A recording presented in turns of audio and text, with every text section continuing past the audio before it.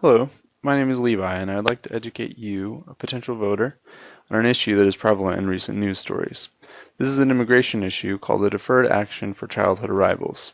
In this presentation, I will be providing background information on the issue, sharing the problem, and providing a recommendation for improving upon the issue. I will also talk in depth about the improvement plan, what it will cost to implement, how feasible it is, and if there is any widespread support for such a solution.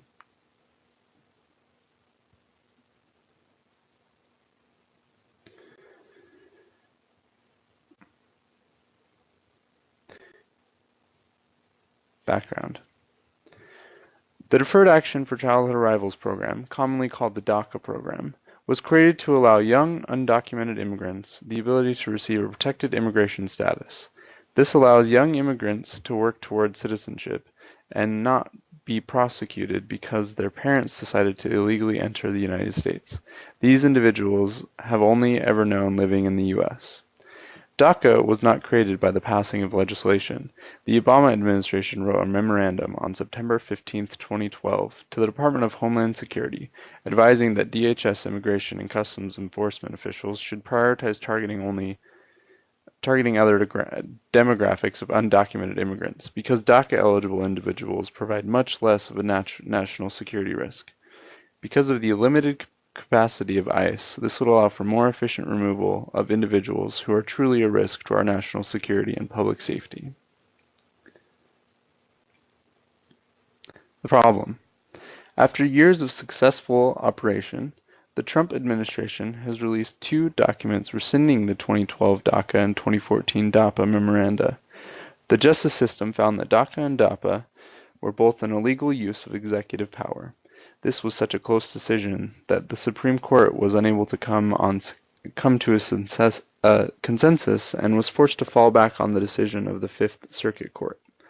My issue isn't with the decision of the courts itself, but with the 800,000 DACA recipients that are now stuck without resources since the rescission of DACA. It is logical that the executive branch cannot create immigration law out of thin air without consideration by Congress. The problem is respecting the needs of DACA recipients, who followed the correct channels to receive protected status and who were brought to the United States by their parents. The solution.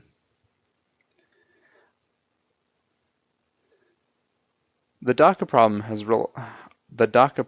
has largely been a success, and I recommend that legislation be created that allow the DACA program to continue. A good handful of studies have been done to quantify the impact of DACA. A report released by the National Undocumented Research Project, or NERP, found that DACA individuals contribute more on average to the community than natural-born citizens. 86% of these young dreamers have reported earned income, with 67 who are currently employed. The U.S. Bureau of Labor Statistics found that in 2014, 51% of young people were employed, 16% less than DACA recipients. These dreamers represent a significant economic value. When these immigrants are able to work in legitimate jobs, it generates tax revenue for the nation.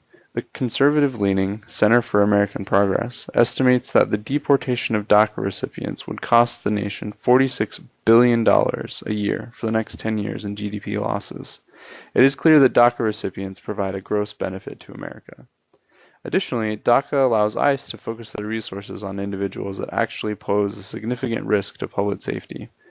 ICE reports that on average, from 2008 to 2014, they were able to deport about 400,000 undocumented immigrants per year. It would take ICE 2 years to deport every DACA recipient if it was their only focus. Even if ICE spread this task out over the next 10 years, it would still cause the agency to operate at reduced capacity, leaving higher-risk individuals to freely reside in the United States. It is unrealistic to expect that ICE will be able to deport DACA recipients and still maintain efficient focus on improving public safety and national security. So what is this all going to cost? The DHS has evaluated the processing of DACA applications to cost $380 for filing paperwork and an additional $85 for the biometric work. On January 14, 2014, the House of Representatives voted to defund the DACA program. DHS responded by explaining that this wasn't possible because the DACA program is funded exclusively by its own application fees. Therefore, DACA could not be defunded. Once an undocumented immigrant is protected by DACA, they are required to pay taxes. The Institution on Taxation and Economic Policy estimates that DACA dreamers pay $2 billion in taxes every year, and an additional $425 million in local taxes. On average, DACA dreamers pay a 3.5% higher tax rate than the average taxpayer. Additionally, the Center for American Progress also estimates that DACA dreamers increase GDP by $23 billion per year, not including tax revenue. It's easy to see that the cost of DACA is easily outweighed by its revenue.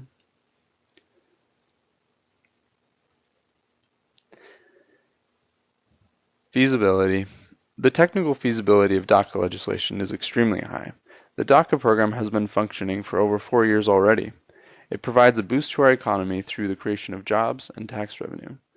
DACA will cause a net positive effect on America. Creating DACA legislation is much more feasible than deporting over 800,000 DACA dreamers because of the pure cost and loss to GDP.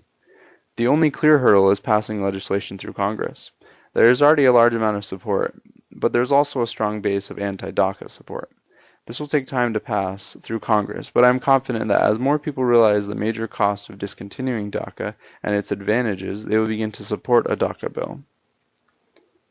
So who's supporting this? There is already clear evidence of support for DACA legislation. Right now in Congress, Senator Lucille Roybal Allard has sponsored a bill called the DREAM Act that provides the same protections offered by DACA. This bill is publicly supported by 200 other senators from across party lines.